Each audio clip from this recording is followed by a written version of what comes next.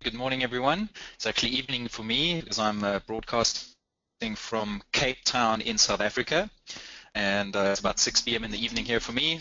I've been working for Northwest Cadence for about a year, and before that I worked for another ALM consulting firm. So I've been in the ALM consulting game for about 5 years or so, and this release of Team Foundation Server is probably one of the most exciting releases of Team Foundation Server. I suppose we say that after every release, but this definitely does feel like a new Team Foundation Server. If you've been following any news about Microsoft recently, you'll see that it's a new Microsoft as well, going cross-platform and really trying to change the image from the gargantuan monolithic company into something that's agile and fleet-footed. And TFS certainly is doing that and enabling teams to become just as agile and fleet-footed as Microsoft is becoming. So I'm going to jump straight into my demo environment so I can take you on a lap around TFS 2015. So let me do that. I'm going to switch over here. This is actually an Azure virtual machine, so it's not the fastest machine. It is running all sorts of things on a single VM. So don't take this as poor performance on TFS side. This is just because I'm running it on an Azure VM that doesn't have the beefiest resources. So this is the home screen. If you're familiar with TFS 2013, this will look somewhat familiar to you. If you're coming from older versions of TFS, this is probably quite a different look to what you're used to if you're using any of the web access tools. A lot of functionality moved into the web in TFS 2013, and more functionality is moving into the web access pages, which is great news because it means that the only thing you need really to interact with TFS nowadays is a browser. So what I've done here is I've logged into my Team Foundation server and I'm connected to the Fabricam Fiber team project. So you can see in the top here in the breadcrumb that I'm on the Fabricam Fiber team project, and then I'm also in the mobile team. So if I expand this drop down here, you can see that I have another team project called Git Projects, and then I have another couple of teams. I've got Fabricam Fiber Core, I've got the Fabricam Fiber Root team. Again, if you're coming from TFS 2013, then the concept of teams is something you're probably familiar with. However, if you're coming again from older versions of TFS, then teams is a new concept. And so now the hierarchy in TFS is the server, which can have multiple team project collections. Each team project collection can be broken down into a number of team projects, and now each team project can be broken down into a number of teams. So in this example, I've got the mobile team and I've got the core team. And so when I look at this home page, I'm looking at this view from the perspective of a member of the mobile team in the Fabricam Fiber team project. So just as to show that, I'm going to actually go and switch over to the core team, and you'll see that their homepage actually looks completely different, right? So teams get to specify exactly what they want to see on their homepage and how they want to view their work. The Fabricam Fiber Root project here is kind of what we would call a portfolio project, where we'd be able to see progress across all the teams in the team project. Or certainly that's one way of configuring the root project, and it's something we see pretty commonly done in TFS implementations. So let's go back to the mobile team quickly, and let's look at some of the stuff that is new in TFS 2015. There's a lot of new functionality, so I'm going to really skip over or just go very quickly over some of the functionality because we don't have time to do deep dives in all of them. So the first one I want to mention is Team Project Rename. All right, so if I go here to the gear icon and bring up the administration pages, all right, here you'll see, again, I'm in the context of the mobile team, so here I see all the members that are assigned to the mobile team, and here we can add and remove members from the team as we need to. But I'm going to skip up quickly to the Fabricam Fiber project, so going up to the team project level, and here if I hover over the name, you'll see, let me just see if I can, maybe I have to go up one more level. All right, if I expand this little menu down here next to Fabricam Fiber, I can actually go ahead and rename this team project. All right, so we can rename it from Fabricam Fiber to maybe TFS demo or something, all right? And so this is something which we've been requesting, or which the community have been requesting for for the Visual Studio product team to put into the product since the 2005 days. So this has been a long time in the coming, and you hit OK, and it will give you a bit of a warning. I'm not going to actually do that now, but you're able now to rename your team projects. So that's a really great feature about TFS 2015. All right, let's go back to the Fabricam Fiber mobile team settings, and I want to jump into the next feature, which is some of the team-specific settings. All right, so the first section you'll see here on the backlogs is the teams can now opt in and out of the different backlogs. So out of the box, there are actually 3 backlogs. This team project was upgraded from a TFS 2013 project, and so there's only actually 2 backlogs here, stories and then features. If you create a new TFS 2015 project, you'll see another backlog level called epics. And so this is representing your hierarchy. So your epics would be the top level in your hierarchy, and you would break your epics down into a number of features, and then you would break your features down into a number of stories, and then you could break your stories down into tasks. Now, the name for the requirements level in this particular case is stories, because this is from the Agile template. If you're using the Scrum template, we would see features and product backlog items. If you're using CMMI, you would see features and then requirements. All right, so depending on which template you're using, the requirement level is going to have a slightly different work item type name. But for example, this mobile team here, maybe they're not interested in seeing features because that's sort of a more portfolio level function, and so we just unselect features and it'll disappear from the team's backlog view. If at some point they want to get it back, they can just enable that and they will see both backlogs there. I've actually got a blog post with a script about how to enable the epic work item on team projects that are upgraded from 2013. So if you go to collinsalmcorner.com and just do a search for epics, you'll see I've got a script up there that will enable that for you. So if you're coming from TFS 2013, you can quickly upgrade to have the 2015 epics in your team projects. All right, working days is something that has been around since the teams of TFS 2013, so nothing really new there. You can configure which days are work days. So if your team works on Saturdays, for example, you could enable Saturday as a work day. What is new in TFS 2015, however, is the section called bugs. So there are 3 different settings that we can set for how we want to view our bugs. So the default one here is bugs do not appear on the backlogs or the boards. So if I just skip back here and we go to the backlog, we can have a look at the backlog, and you can see that we're only seeing user stories. So we're not seeing any bugs on this backlog at all. All right. Now, in 2013, it was possible to make process template customizations that would show the bugs on the board, but you would have to get into the XML, you'd have to use the with admin, you'd have to use the command line utilities and so on, and it was a little bit of a pain. So the team has made this change where now you can actually select how you want to treat your bugs, all right? And they have a little graphic here. So we could select that bugs appear on the backlogs and boards with requirements, right? So this would be the case if you wanted to treat your bugs as if they were requirements. So you're going to take that bug and you're maybe going to break it down into a number of tasks in order to fix that bug. Then conceptually at a very, at a 10,000 foot level, you're dealing with bugs as if they were requirements, and so you would select that one. The other way of treating your bugs is to treat them as if they're tasks, all right? And so this would be more typical with Scrum teams, whereas bugs come in during the sprint, they would just create tasks out of those bugs, or they would treat the bugs as if they're tasks, so they're not actually going to be new product backlog items, and they will pop up. You see how they are shown that they pop up on the task board here. So let me select bugs appear on the backlogs, and if we go and refresh the backlog here on the mobile team, you'll see that one of our bugs suddenly appears on the backlog, which is great because before it was a little bit of work to actually get bugs to appear on the backlog. All right, and now we can use this little plus button here to go and add a task to this bug, just as if it was a user story.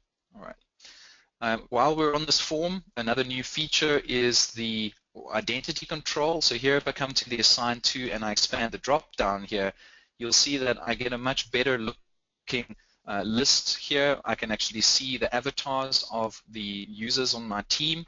All right, so there you can see the images and the name, as the display name, as well as the domain name or email address if you're on Visual Studio Online. We can also do searches here. So if I type Bruce, you can see that it filters this list to just users that have BRU in either their display name or their domain name.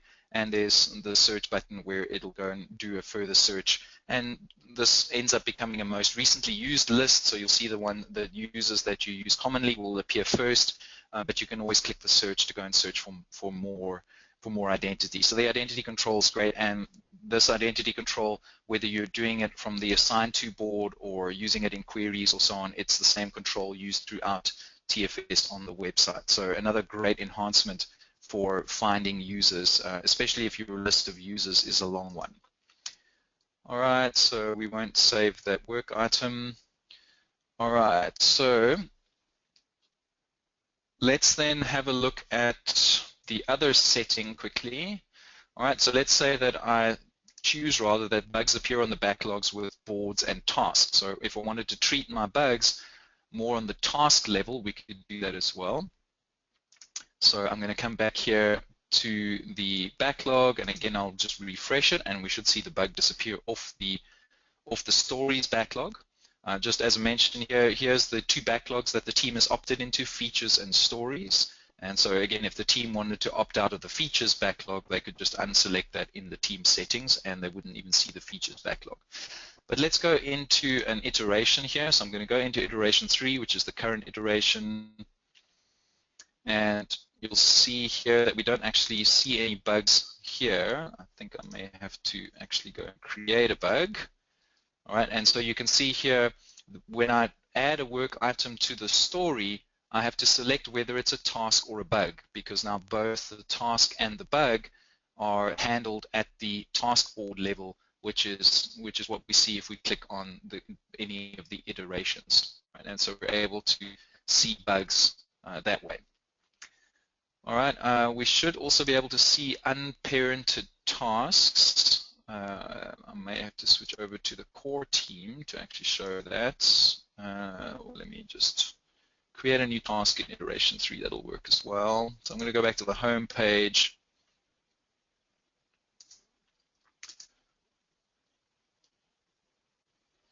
And we'll create a new work item.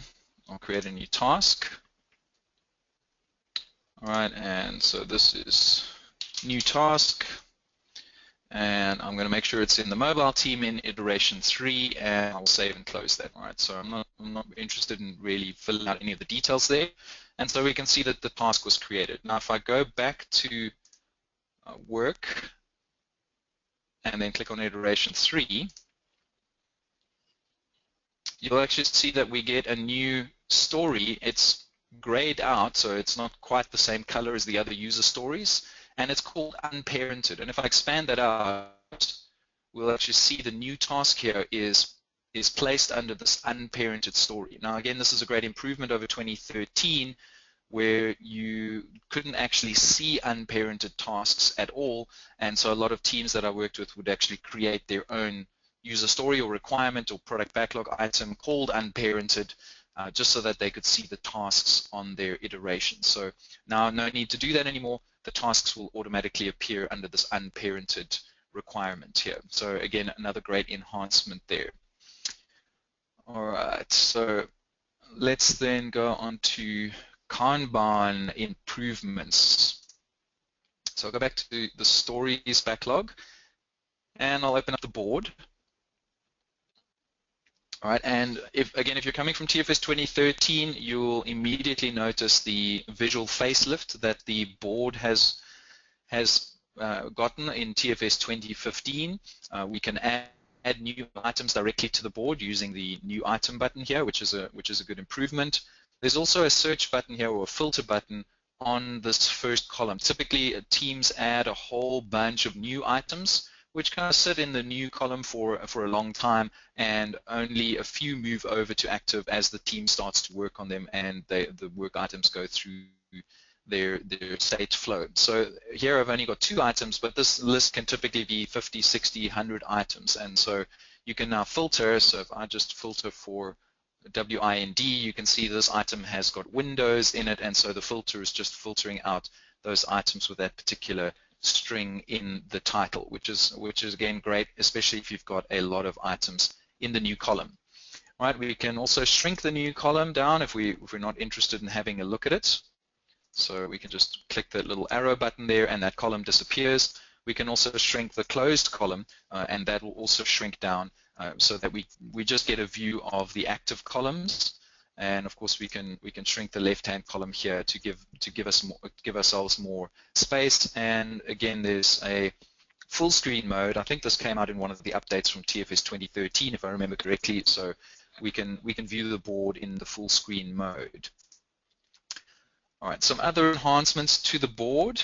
If we go to the settings here, you'll see that there's actually 3 customizations we can do on the board. We can customize the columns.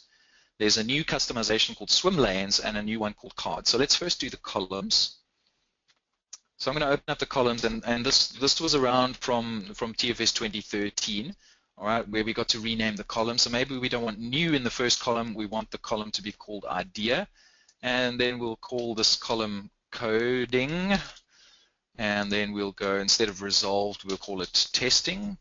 All right, and then we'll leave the closed column as closed. All right, and maybe we want to add a new column in here, so I'll just add the column by clicking the plus button, and we'll call this UAT.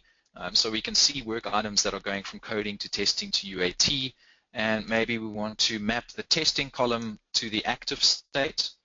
All right, so we've changed, that's fine. It's giving us a warning that some of the work items might move over. All right, so let's just select OK just to get those columns in. And now when the board refreshes, you can see we have coding, testing, UAT, and idea is the name of the first column. So if I expand it out, we can see that the first column is called idea. Now again, just to mention that this is a team-specific customization. So this customization is how the mobile team want to see their backlogs and their boards. This is also only showing work items that are assigned into the mobile area. So work items in the core area are not going to appear on here, and so again you get this nice separation where the teams are able to view only the work that they're busy with. Let's go and do one more column customization.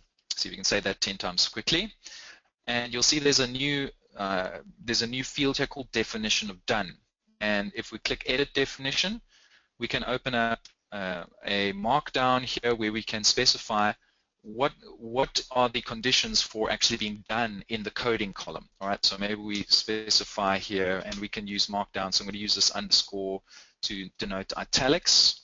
That is the markdown, if I remember correctly. So we'll say here code complete. All right, and unit tests written. All right, something like that. All right, and now I think if I can click OK here. Now we have the definition of done, which will appear at the top of the coding column. There's also a field called split column, and you'll see all the active columns have a checkbox here on the split column field. And so let's split the coding, and we'll split the testing one as well. And while we're at it, we'll just split UAT as well. So this is going to split that column into a doing and done. So I'll click OK so you can see what that looks like. And here you can see there's again the idea column, which I'll shrink down.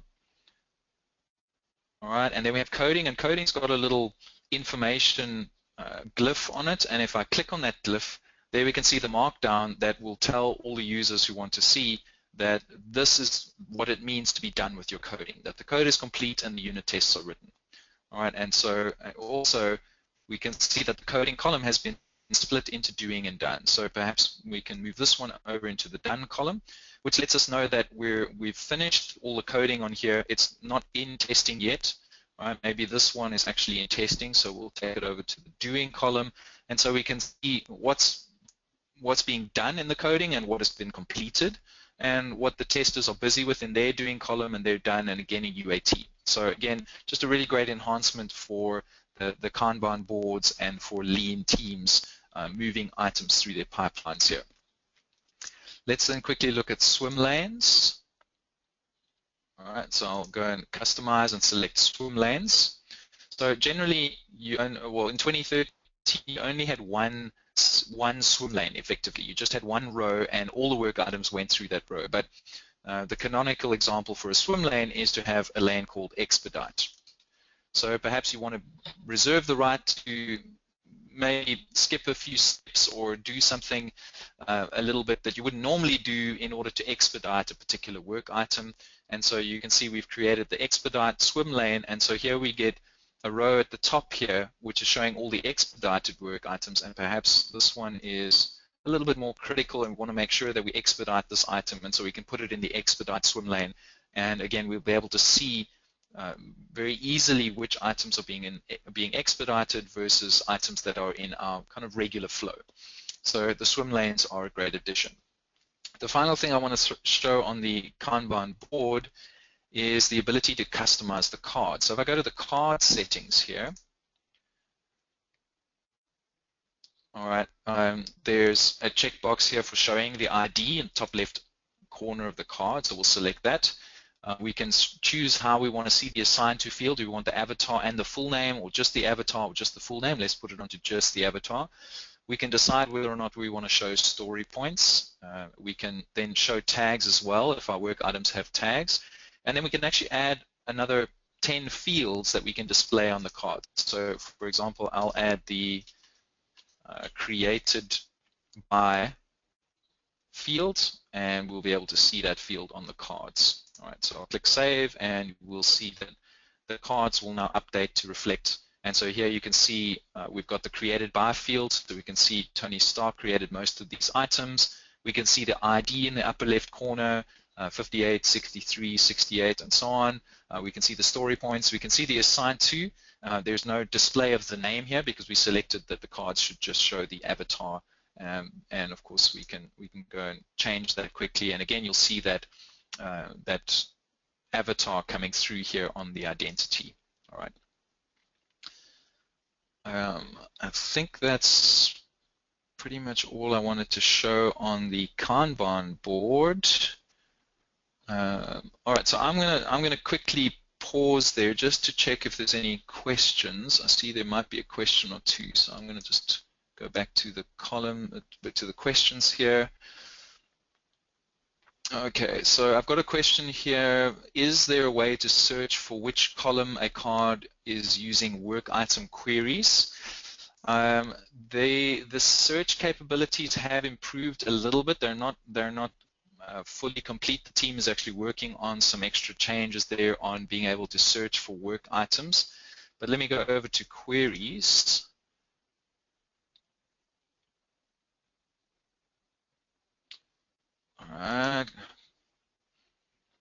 All right, there's another question here. Could the columns in the expedite be different than for the regular flow? That's not possible. So the expedite swim lane, or any swim lane that you create, is going to have the same columns as the regular columns. And then could the column in expedite be different than columns for okay, so I've answered that one. Then do the new TFS 2015 customizations in the Kanban board make it into the main task board? So while why this query is taking so long, but let me see if I can pull up the task board so you can see the task board. So there are some of the customizations made it into the task board. At the moment, for some reason, the task board is still a different board. The code is different to the other backlog boards, and so not all of the changes have made it in. But let me go to the core team here and bring up the task board. So again, I'll click on iteration 3 and then click on the board so we can see iteration 3's board. And again, you'll see there's a bit of a visual facelift here. So the Chrome has been neatened up a little bit, and you can see the colors for the work items coming through here. There's also this add new item straight on the board, which is a new feature in 2010. You can see how we're seeing the avatar here, and again, we can go and customize the cards. Now you'll see that the columns and swim lanes don't appear on the task boards because those are not customizable. So the columns here get the states from your task work items, which in the Agile template is new, active, and closed, right? And so if you want to customize those, you have to customize the task work item type states. But if I open up cards, you'll see that we can customize how the cards look. Now you'll see there's two tabs here. There's a tab for tasks to show how the task cards will show up, and then there's also the user story cards, which we can make slightly different here. If we scroll down a bit here, you can see that the cards in the leftmost column are the user story or requirement cards, and so those can have a different look and feel to the task cards that appear in the other columns, right? And so you're able to customize how both tasks and user stories look on the task board. All right, so I hope I've answered a couple of questions there. I don't see any other questions, so I'm going to go, let's see if we get to, if queries is loaded up. Okay, so queries has loaded up, and I want to show one enhancement here on the queries is the ability to query on the current iteration. All right, so let me open up a shared query, and we'll go to, let me just see if I've got a decent query here. I'll open up tasks. All right, so this is just showing all of my tasks, but what if I wanted to show the tasks for my current iteration? Well, in TFS 2013, there was no macro for that, so you could have made it, let's go to the editor here, we could have made a query where iteration path is equal to, and we'll get the drop down of iterations here, so maybe iteration 1, iteration 2, and so on. You'll see that in 2015, the drop down is showing a new macro called @current_iteration, and if we select that and then execute the query, we will see that the list only shows items that are in the current iteration, and as the dates roll over and we get to iteration 4, then this query will automatically show items only from iteration 4, since that will be the current iteration. So again, something that's been asked for quite a lot of the team, and they finally have got it into TFS 2015. So another great enhancement there is the current iteration macro. All right. So I'm going to switch gears a little bit and go over to the new build engine. I'm just trying to think which order I should do this in. Yeah, I think we'll handle build. So there is a completely new build engine. It's been nicknamed Build vNext for a while, since it was in preview for quite a while.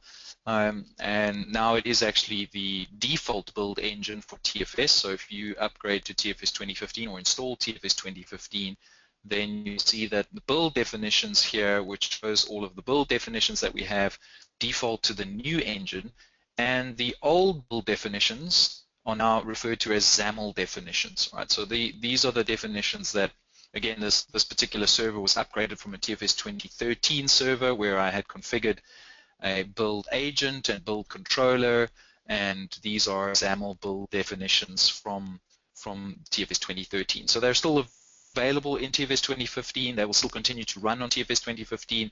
However, no new functionality is going to be added to the XAML build engine. The product team are now focusing all of their efforts on the current team build engine, or vNext. I'll just call it vNext just to make it clear that when I say Team Foundation build, I mean the new build engine. So I'll just call it the vNext build engine. You'll also notice that we're actually seeing the build definitions here in the web, and this is again a new feature where now we no longer edit build definitions in Visual Studio. We actually edit build definitions in Web Access. So what I actually want to do is I'm going to switch over to my Git projects. So this is another team project. So the team project I was showing you was a TF version control, centralized version control team project. And here I wanted to show you some of the enhancements to Git and to something called branch policies, but we'll get there through a bit of a detour through the build engine. All right, so here's the build engine and these are the builds for my Git projects. All right, so I have a build called Calc Master, and if I click on that, it'll show all the builds that have either been queued or completed. So if I go to queued, I don't actually know if I've even had any queued builds here. All right, so let's edit the build definition first. All right, and so this looks quite a bit different. If you're used to the XAML build engine, this is quite different. This is much more like a Jenkins kind of build interface.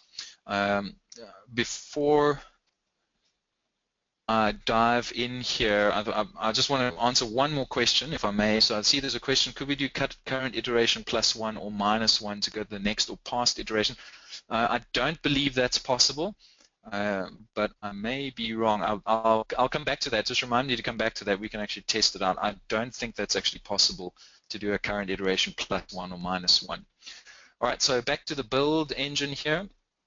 Now, you'll see here that instead of the XAML workflow, which was the engine for the old build engine, Build vNext really is just more or less just an orchestration engine where you're able to add what they call build steps or build tasks and run them in the order that they're shown. So this particular build definition has got 2 steps or 2 tasks. One is a Visual Studio build, and then it has a Visual Studio test. So if we go to the Visual Studio build step, we'll see that it's going to look for any SLN file in my Git repository, and then it's going to build, and we're passing in here the build platform variable, $build platform for the platform, and for the configuration, $build configuration. So if I go over to the variables tab here, you'll see that here is where we actually set the build configuration and build platform, which are going to default to debug in any CPU, and we get to allow the user to change the values at queue time because they're selected here. Let me add a new variable here just to show you another feature. So let's say we had a password here, and of course the password is sensitive, so you know, we may have whatever password there, and we can actually click this little padlock icon here to then make it a secret, so that users cannot see the value of that particular parameter. All right, so we're able to mask out sensitive parameters. All right, so then let's go back to the build definition here. All right, so here we can see we're building a solution, and if I go to Visual Studio Test, it's again looking for any DLLs, and it's going to go and run the tests using that. All right, if I click Add Build Step, I want to show you just the list of steps here. So there's a bunch of build steps. So there's steps for doing Android building and signing. If you are doing any Java builds and you have Ant files, there's actually an Ant step here. I actually have a build configured on this TFS to show a Java build using Ant. There's CMake, there's Gradle and Gulp and so on. There's Maven and so on. All right, so there's a bunch of build utilities there. If I go to utils or utility, there's run batch scripts, run a command line, do a curl, run PowerShell, do a shell script. All right, and this is an important note, is that the build engine is actually cross-platform. So you can configure this build engine to run on a Windows machine, and you can also install and configure this agent on a Mac or on a Linux machine. The agent there is a Node.js based agent, and so it'll run on whatever platform can run Node. All right. So if you're doing a build against a Linux machine, you can run a shell script here using the shell script utility.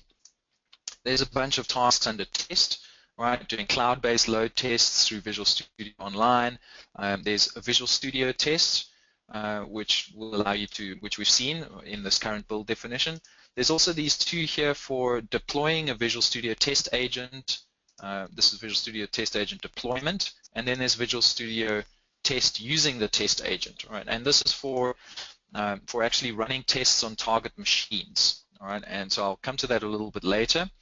Then there's package, where we can do npm install or NuGet installers, and there's a bunch of deploy here. So again, you can see there's Azure Cloud Service deployment, Azure PowerShell, and again, there's PowerShell on target machine, so that's a remote PowerShell, and there's also Windows machine file copy. All right, so quite a lot of tasks that come out of the box, which are great for doing all sorts of things in a build environment. and even to deploying to a test machine and running tests on a target test machine, because we're able to copy files, we're able to then deploy the test agent and run tests using the test agent on a remote machine or on a set of machines. So the build engine also allows customization, so you can upload custom tasks here, and you can also, that more or less shouldn't really be necessary because it's so easy to shell out to a batch script or a PowerShell script or a shell script. So you can do a lot of customization without uploading custom tasks, but the ability is there to upload custom tasks as well. All right, so I see a question here for, does the deploy steps here replace the need for release management? That's a fantastic question. Release management is actually going to get a separate hub. So if I close here, you see at the top here, there's home, code, work, build, test. There's going to be another hub here called release, which is where you'll be able to set up release definitions. And the underlying engine, however, is going to be exactly the same. So when you set up a release in the next version of release management, which will probably only hit TFS in update, well, definitely update 2. I'm hoping that they actually get something in by update 1, but we'll have to see how far the team gets on that. But the engine for the release management will actually be the same as the build engine. It's the same agent. So when you set up a build agent, that agent is also capable of doing release management. The release management has the extra capabilities of being able to specify approvals and different environments and so on, but it's more or less the same engine. So you certainly could use the current deploy tasks to do deployments. Typically, the build and deploy here is going to be for build verification deployments rather than for actual kind of release pipelines. All right, so I hope I answered that question. All right, another question, is there a change in release management licensing between 2013 and 2015? No, not as far as I know. So the release management, since I think update 3 or update 4, I can't remember, one of the TFS 2013 updates, they changed the licensing model where you're now licensing just the release management. The users who are going to author really need to be licensed, but you can have as many deployment agents as you wanted in release management, and that's the same model for 2015. You'll be able to have as many deployment agents or build agents as you want to against your own TFS server, and there's no licensing implications for that, as long as the users that are authoring build definitions and release definitions are licensed. All right, so let's then look at repository options quickly. So here you can see the repository type. Because this is a Git team project, the repository type is Git. There's also external Git. So we don't have to use the TFS Git. We could use an external Git. Maybe you have a private GitHub repository, for example, and you want to be able to build from that private repository, or using Bitbucket or something like that. You could certainly specify external Git there. But by default, because this is a Git team project, we're going to see Git repositories. If this was a TFVC team project, we would see TFVC listed here, and we would be able to map the paths in TFVC onto our agent, more or less like you would map the source control settings on the current XAML-based build in 2013. But here, the repository, I'm going to select the calculator repository. We can select which branch we want to build. There's only a master branch here at the moment, so I'll just leave it as master. So that's where we can set up the repository. Let me see, triggers. You can see there's 2 types of triggers here. There's continuous integration. So if I enable that, we'll be able to specify which branches we want to include in continuous integration. We can also set a schedule, and we could set both of these if we wanted to.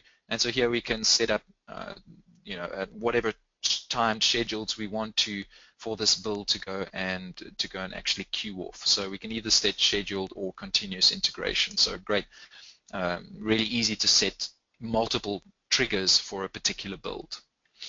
All right, and then one more thing I wanted to call out is the history tab here.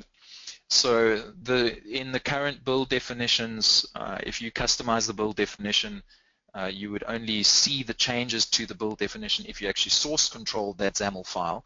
But a lot of teams actually forget to source control their XAML files, and so it's sometimes a bit difficult to see the changes. But here it's easy to see who updated, when they updated, and you can actually do a diff here. So if I do a diff between this current definition and some previous iteration of this build definition, it'll load up a diff, and we can actually compare the build definitions. It's a JSON file, and so we'll see a diff for JSON, and it's taking a little bit of time here, but I think I'm hoping you get the idea. All right. We can also undo changes or revert to previous versions. So we get this nice auditing trail of who's changing our build definitions.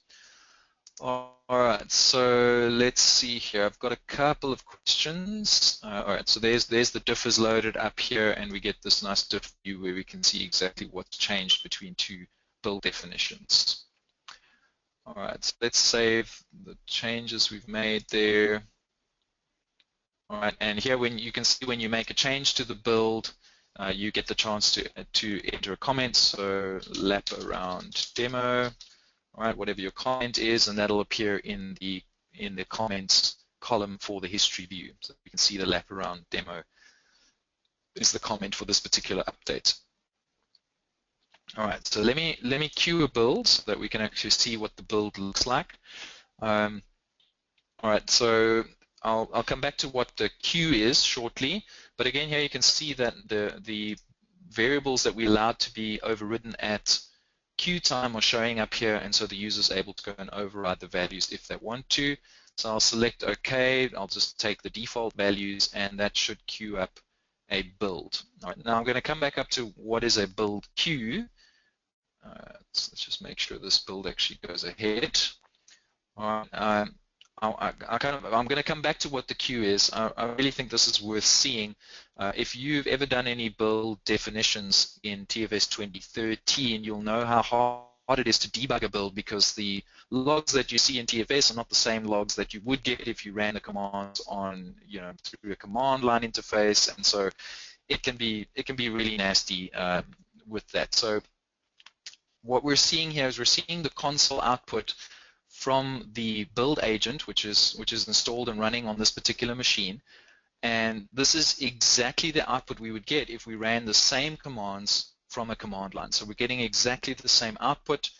There's no obfuscation at all. It's not obfuscated behind some weird XML file like the build logs in 2013.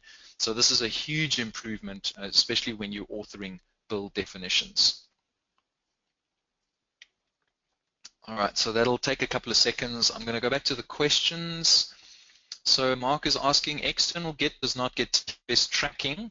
That's correct. The external Git option when you're selecting a repository is simply for source control. So, it's not going to get any associated work items or anything like that by default. So the external Git is simply talking about TFS. Simply talking about the source control portion. All right. Greg is asking about gated check-in builds are not supported yet. So I'm building up to that with something called branch policies, and that's on the Git side. There are no gated builds for TFVC repository. So if you've got a Team Foundation version control repository, I don't think there are any gated builds yet. So again, that's something that the team is working on. All right, but here we can see that the build is completed successfully. Now it's running tests. All right, so we'll see all the output from the tests, and that'll probably take a couple of seconds. Okay, while that's going, I'm going to open up Visual Studio.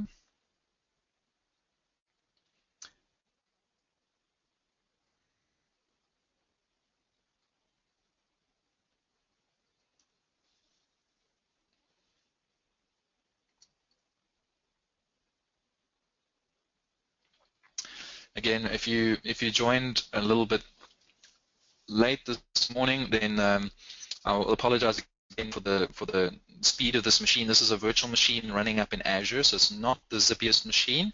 It's just used for demo, so TFS is actually in real life a little bit faster than this. All right, so but let's go back here to the web page. Here we can see that the build succeeded, and if we go back to the build, let me just refresh the test results. So here we can see test results appear here, so we can see this build report here, all the test runs that we have.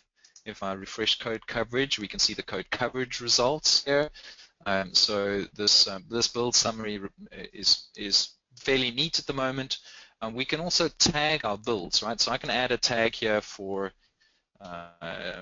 maybe this is just a dev build. So I can add a dev tag there, and you're able to then search for builds based on tags, right? I want to open up the test run quickly because this is new. The way that it displays the test run, you'll see that we actually come up to the test hub and then the runs tab here, and this is going to list all of our test runs, and you can see we actually even get some charting here. So we've got 2 tests, they're both passing. If there were failures, we could classify the failures. Of course, it's not that interesting here because I've only got 2 tests, but if there were lots of tests running and some of them passed and some of them failed and some of them were skipped, we would see all of that information here. If I click on test results, here we'll see the actual individual results for each of these tests. We can see how long they took to run. We can see which ones passed or failed.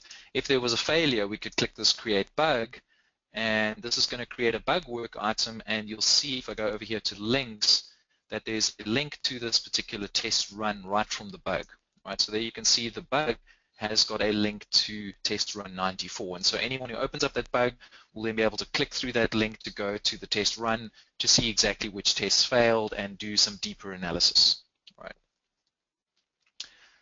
All right, so I think there's a question here about, does the tag get associated with the git SHA? So this tag here is not a git repository tag. It's just a tag in TFS. So it's got nothing to do with the git repository. Yeah, so I hope, Mark, that answers your question. So we're not talking about tags as in git tags. All right. So let me open up the calculator project. So this is the project that the build has actually just built.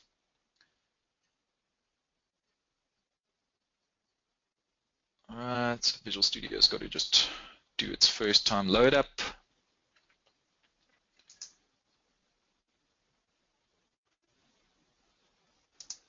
All right, let's just go back to the build while Visual Studio is still opening here. I also wanted to just click on the calc master. So this is our calc master definition. Here we can see the list of completed builds. All right, if we double click that, we also get this really helpful thing called a timeline where it shows exactly how long each task in our build took. So we took 4 seconds to get the sources, and it took a minute 27 to run the tests, and 54 seconds to build the solution.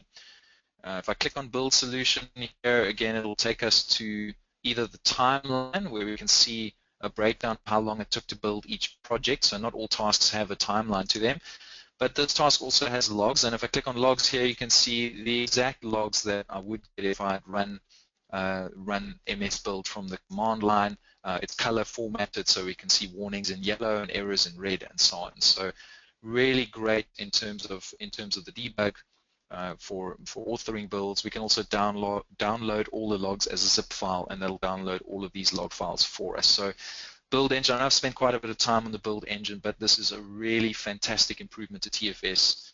This is a really well thought out, well architected, well designed build engine.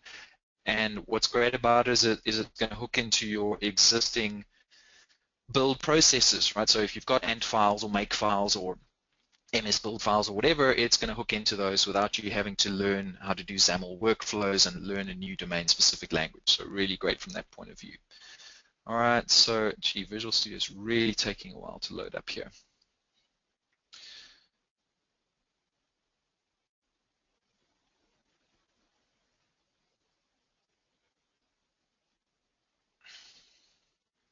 All right, so again, I'm just going to go back to the web page while that's loading up. I need to create a branch there. I might have to resort to the command line if it doesn't come up quickly enough. But I'm going to go to code. All right, there it looks like Visual Studio's come up. All right, so, okay. Slowly coming up, I think it's still loading the solution. Just make sure I've actually opened up the calculator solution. All right, so I'm going to come back here to code, all right, and so you can see we're on the Code Explorer, and this is showing us all the code inside of the calculator repository, and we can see a list of the branches here. So again, I've only got branches. So there was a question about tags. Here's where you would actually be able to see and edit tags in this particular repository. So the tags here are actually different tags to the build tags. All right.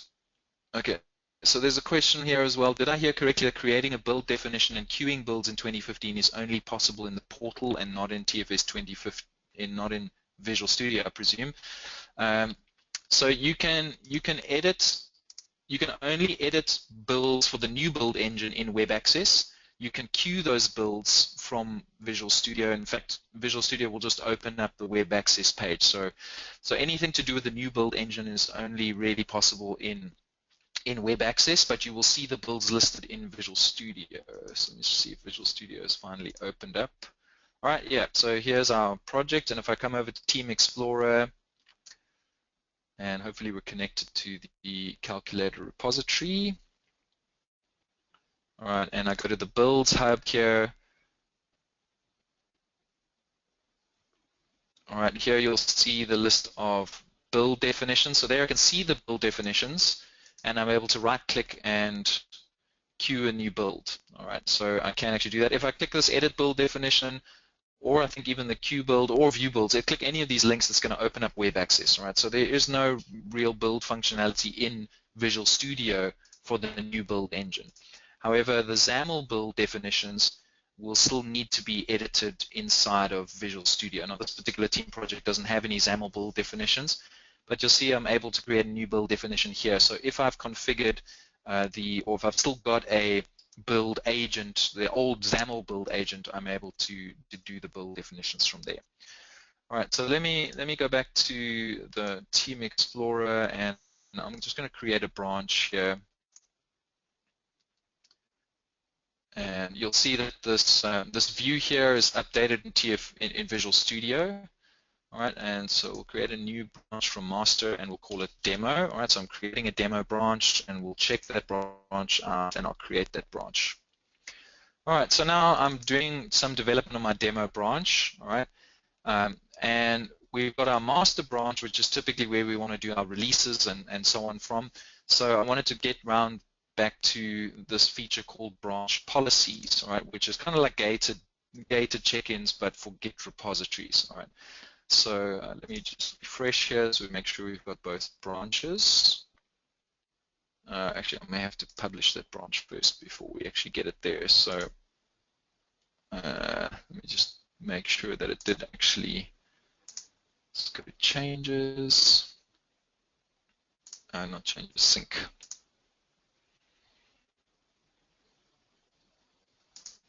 Sorry, branches, so make sure I actually got this branch published. All right, so I'm going to right-click the branch and select Publish Branch, and that's going to push that branch up. Now you'll see here I get this little yellow warning here, or the little yellow information saying create a pull request to review your changes. All right, so we'll come back to that. So pull requests are now new in TFS 2015 for Git repositories.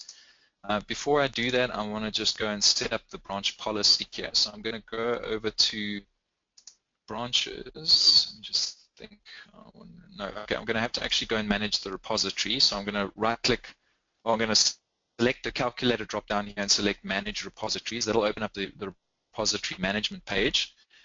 And you'll see if I expand calculator, I'm seeing both branches. So there's the master branch and the demo branch. Now what I want to do is I'm going to enable a policy here on the master branch. So I'm going to come and select branch policies on my master branch.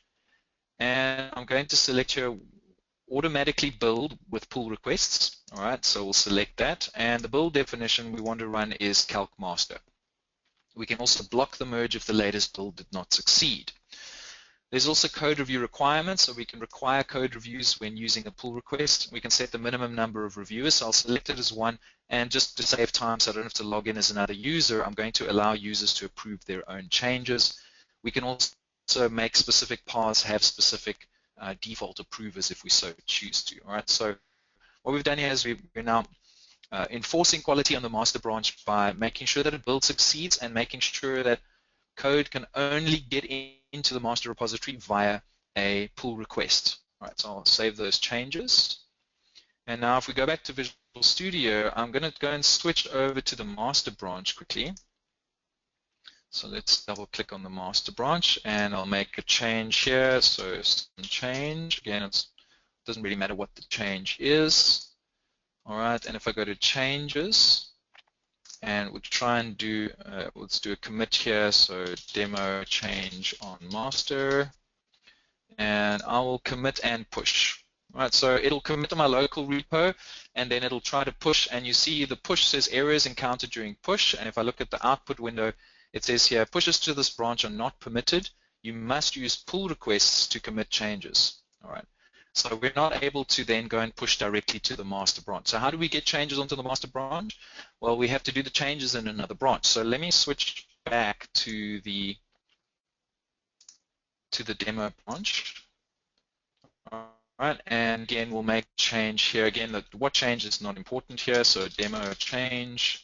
All right, so I'll save the math basic file and I'll change one other file. Let's go to the math basic test. And again, I'll just add a comment, right? So I'm just wanting to make sure that, Visual Studio, that I make a couple of changes. All right, so the question here is this branch policy enhancement only for Git and not for TFVC? That is correct. So this is only for Git repositories. All right, so another demo change. All right, and we'll right-click the solution and we'll select commit. So we can commit those changes. So there's two files that have changed here and demo change. All right, and now I'll do a commit and push. All right. So now because we're not locking down the demo branch, we've been able to successfully push to that particular branch. All right. So let's go back into web access here, and I'm going to go back to the Explorer. All right, and you can see immediately we get this little pop-up here saying that the demo branch has been pushed less than a minute ago, create a pull request, right? So this is one way we can create a pull request. Of course, we can just create a pull request at any time, but I'm going to hit that create pull request button, and this is going to create a pull request for us.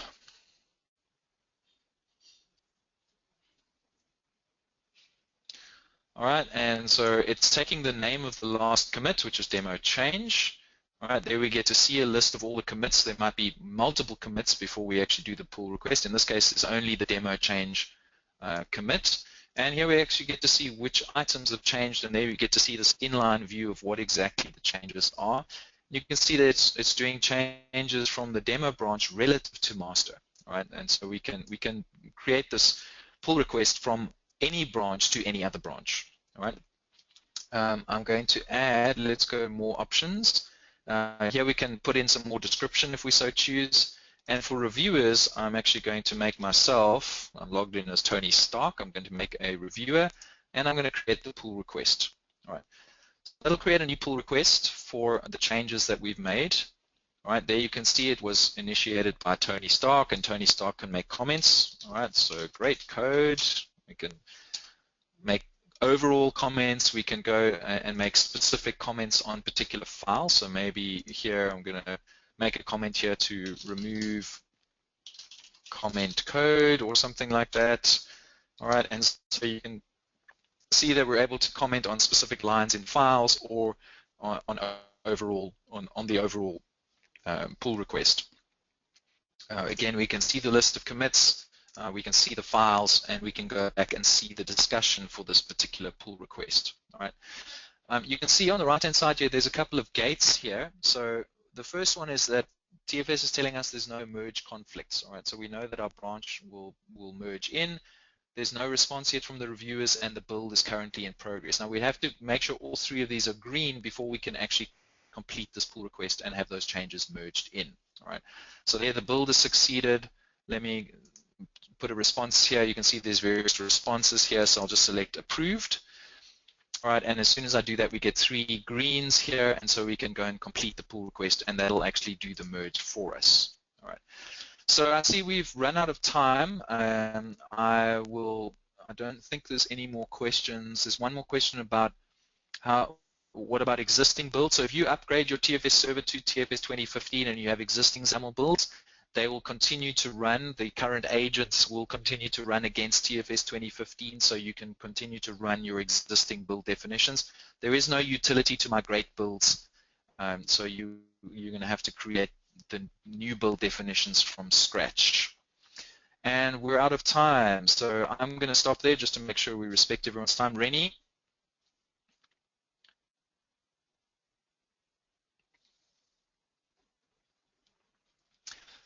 All right, I don't hear Rennie, so I'm just going to put this this back up here just so you can see our email addresses here. Feel free to email me directly or mail client services at Northwest Cadence.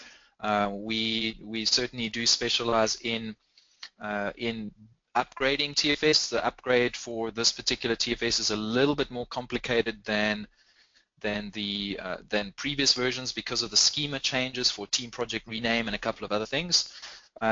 So please make sure you get in touch with us at client services if you needing advice or want to chat about getting help for upgrading to TFS 2015, or have any other process questions.